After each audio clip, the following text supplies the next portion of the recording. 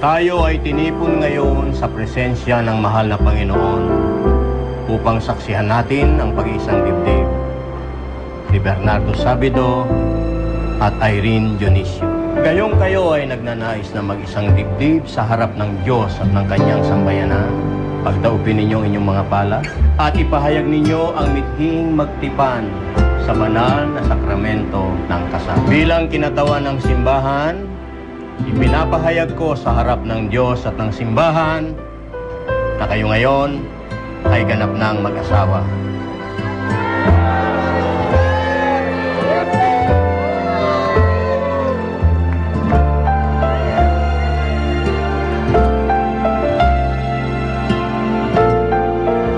Sabido, binibinyagan kita sa ngalan ng Ama at ng Anak at ng Espiritu Santo. Amen. Bakit ba ayaw niyo akong payagan? Bakit ayaw niyo akong payagan umalis? Nay! Pupunta ako mga anak ko! Iniintay na nila ako!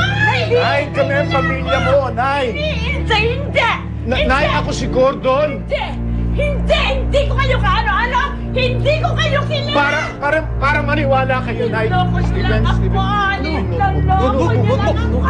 Nay naman eh! Nay! Sino ba kayo? Hindi ko kayo kilala! Steven! Felicidad ako! Nay! Napagod kami! Nay, makinig kayo, Nay. Sana ngayong Pasko, Makinig ka, Nay! magkasama-sama kami ng pamilya ko. Ayoko! Ang asawa kong si Pablo at ang anak ko, si Feli, Oh, si Gordon, ganda! Stephen. Kasaysayan ng buhay ko. Ako si Remedios Dionisio. Kasal ako kay Pablo Dionisio. At may 3 kaming anak. Buong 30 taon. Inalala ko ang aking mga anak. Nay. Mahal kong inay. Salamat sa lahat. Salamat sa buhay ko. Lalo na ako magpaalam sa Come to mundo. mommy. Come here. Ako, Come. panawarin Ako. mo. I have some things for you here. Oh. Salamat Anong gusto mo? sa mga gabing pinuyat mo para hindi ako maiwan sa dilim. Sa isayan ng buhay ko, ako si Remedios Dionisio, 65 years old na ako ngayon. Kasal ko kay Pablo Dionisio. May 3 kaming anak. Si Gordon, si Feli. Salamat sa liwanag na naging tanglaw ko.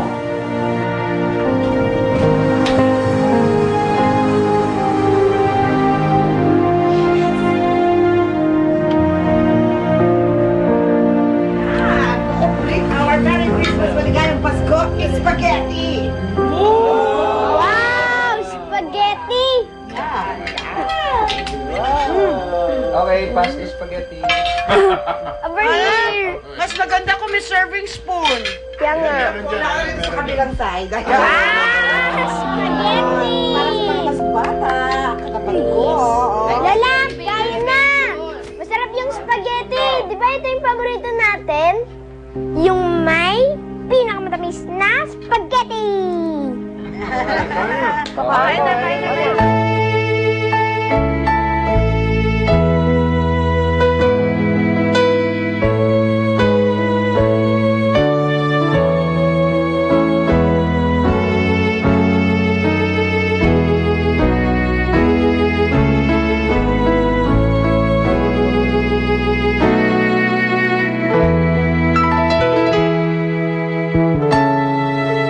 Salamat sa Pasko. Salamat sa bagong taon. Salamat sa kaarawan ko. Salamat sa pagbibigay importansya mo sa akin bilang anak, bilang tao. Lumalala na ang sakit ng nanay ninyo.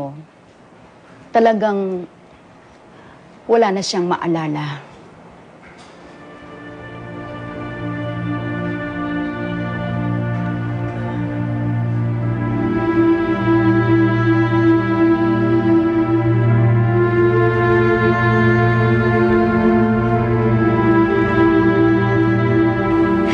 ko babayaran ng buhay ko ang binigay mo sa aking pagmamahal. Pabayaan mo na lang akong pasalamatan kita sa tanging alam kong paraan. Sir Remedios Dionisio. Asawa ni Pablo Dionisio. Wala akong kasalanan. Wala akong kasalanan. Naling lang ako ng iba. Ang dalawa, si Pablo. Si Ernesto. Nagalit ang mga ako sa akin. Hindi ko sila masisisi. Mahal ko ang mga anak ko. Kahit ganun ang trato sa akin ni Gordon.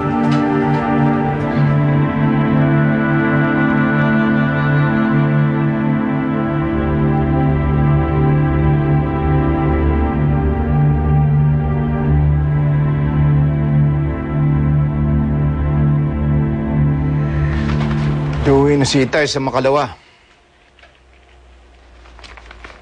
Hindi na siya magtatagal. Tingnan mo naman, Dad, no? Mauna pa si Lola kay Lola na may sakit.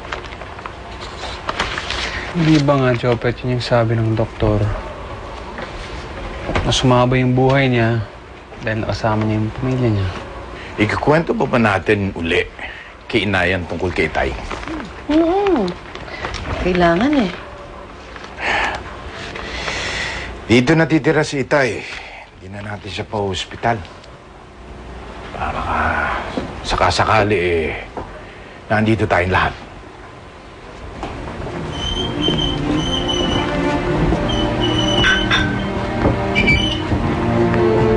Yan, Nay, diyan ka muna ha. Gordon, hinahanap ng nanay mo yung matandang lalaki. Pero gwapo.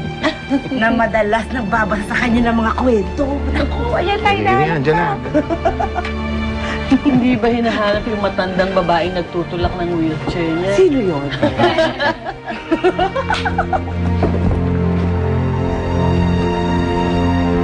Nay! Nay! Dali ah.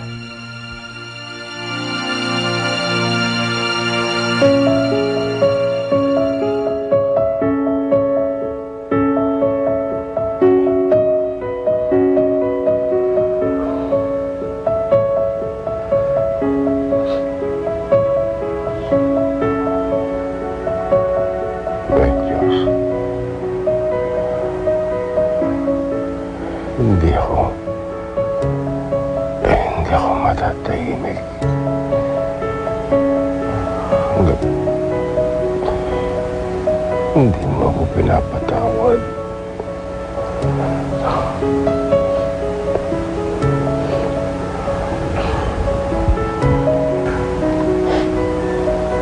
Pinapatawad na kita. Salamat. Salamat sa inyo lahat.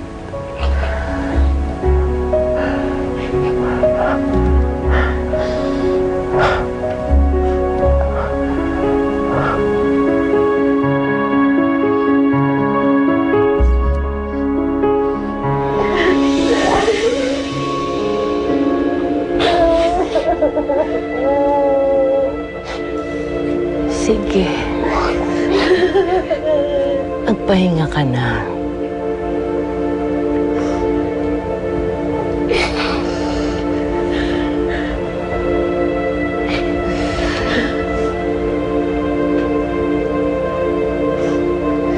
Kawawa naman siya. Kung sino man siya. Naging malungkot siguro ang buhay niya.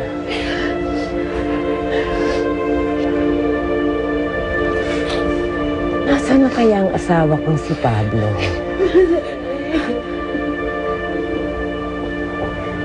Mahal pa kaya niya ako?